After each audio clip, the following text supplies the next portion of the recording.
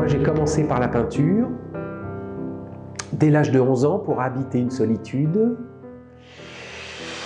Et puis suite à certains événements tectoniques, sismiques, aux frontières de choses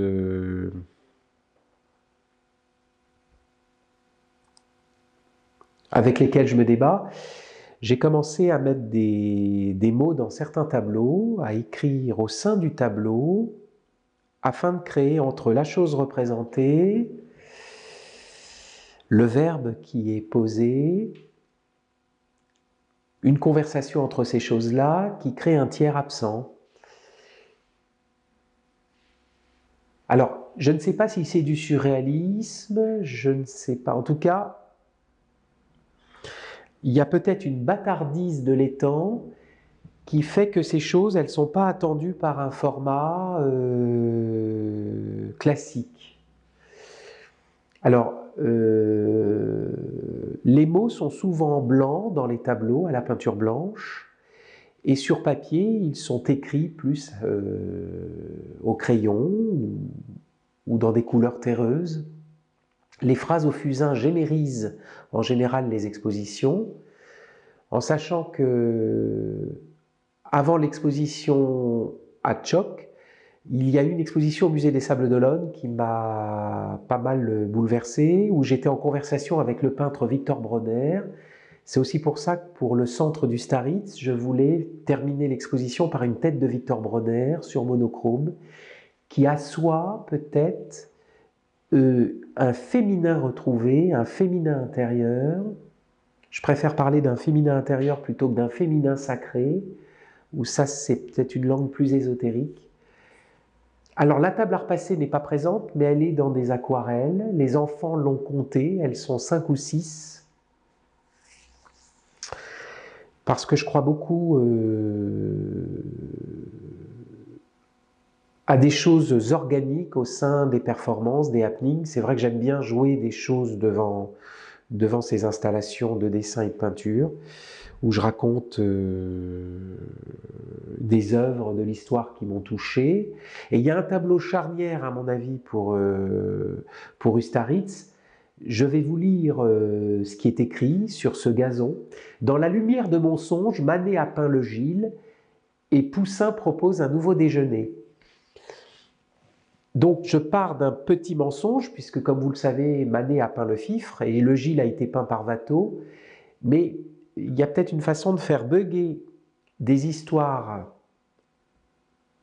grâce aux mots au sein du tableau pour annoncer un nouveau déjeuner où la matière serait reconsidérée avec sa part d'immatérialité, d'invisibilité, de visibilité, peut-être faire éclore un mystère aussi au sein du tableau pour que nos yeux widéo se réincorporent finalement le premier drone qui est en nous, le drone du cœur, le drone du souffle, à l'heure des machines dont nous avons besoin. Nous pouvons, grâce aux œuvres parfois et à leurs témoignages, nous réintégrer finalement des ponts amoureux entre le verbe, des choses peintes, des arcs-en-ciel, la recherche d'un cabaret. Alors il y a un clin d'œil dans mon travail au cabaret du Lapin Gilles qui est présent dans l'exposition, mais c'est surtout la recherche d'une façade rose où ce lapin blanc que j'ai pu suivre m'a emmené sur la butte Montmartre, à un endroit bien précis où mon cœur s'est ouvert en 97. C'est ça, 97. Parce que c'est vrai que certaines dates sont importantes dans mon cheminement. Voilà. Alors l'exposition s'ouvre sur un tableau qui a 20 ans, où ma vessie s'est ouverte. Et du coup, ce tableau m'a aidé un peu comme une première petite pièce de touche. Un peu comme l'Ange de l'Histoire de Paul Klee, qui est une aquarelle que j'aime beaucoup. La vessie s'ouvre afin de faire passer le fil des mots, le fil des roses, tout au long de l'exposition. Et ça se termine sur Victor Bronner.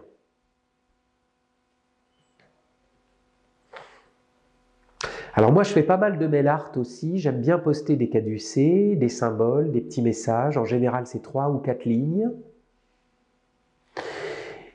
Et j'attends pas de réponse, mais le fait de poster dans la fente de la boîte aux lettres le secret de l'infante, ça m'assouvit beaucoup. C'est aussi une façon de se débarrasser du papier. Ça part chez quelqu'un qu'on aime bien,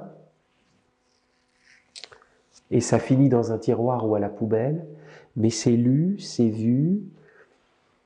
Alors le caducée peut être à l'effusion de l'esprit, comme une image, pas uniquement ésotérique, mais une image de l'élément trine. Alors, Papa chéri, le serpent vert est une figure de l'agneau, de Dieu, la langue de feu est une figure d'une Pentecôte universelle. Enfin, il y a des choses comme ça de l'ordre de l'élément 3. Soufre, azote et mercure aussi chez les alchimistes. Des ponts amoureux entre... Beaucoup de ponts amoureux entre finalement ce que nos yeux vidéo voient et puis une langue du cœur qui cherche peut-être à réunir le secret de la mort et les bergers d'Arcadie, par exemple. Parce que c'est vrai que pour Tchok, Nicolas Poussin est particulièrement présent.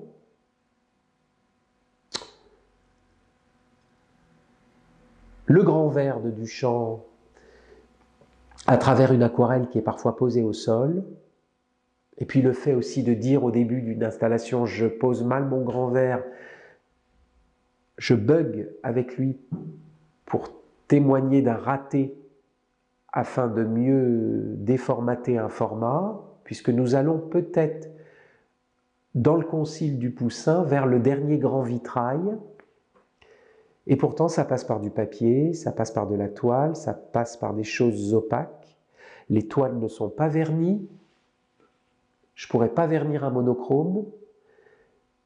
C'est aussi pour ça que durant une action hier, j'ai pu dire que Poussin ne pouvait pas être mis sous verre, contrairement à Francis Bacon, qui voulait une mise en abîme de notre visage quand on s'arrête devant un de ces triptyques. Enfin, il y a toutes ces histoires-là, en fait. Des histoires de repassage, d'un enlèvement d'Europe. Alors là, je fais écho à des femmes qui ont renouvelé les 2 testaments, Marie Balmary, Simone Paco, Annick de Souzenel. Simone Paco, c'est plus psychologique, Annick de Souzenel, c'est plus symbolique, sur le mystère de cette rivière bleue en nous. Marie Balmary, c'est plus une psychanalyse des 2 alliances. Donc les femmes terminent, c'est pas parce que Victor Bronner termine le cycle, j'ai envie de dire du générique, que ça ne se termine pas sur les femmes. En tout cas, ça se termine sur du féminin pour mieux engranger peut-être des choses écrites qui sont contestées, qui sont plus ou moins parfois aussi révélées, qui sont parfois vraies. Avec ce qui est vrai, c'est vrai, hier, le clin d'œil à Max Jacob, qui, dans une théophanie, a revu un paysage qu'il avait peint peu de temps auparavant. Alors ça m'intéresse, quand le paysage est arrondi par la vision, eh bien, il y a le secret peut-être du peintre, ce que ne pourra pas faire tout à fait l'IA. La main tremble, le robot, non, il est sous suspension aérodynamique, donc peut-être qu'il y a quelque chose de l'ordre d'une défaillance dans la peinture qui la rend sensible. On peut peut-être terminer là-dessus.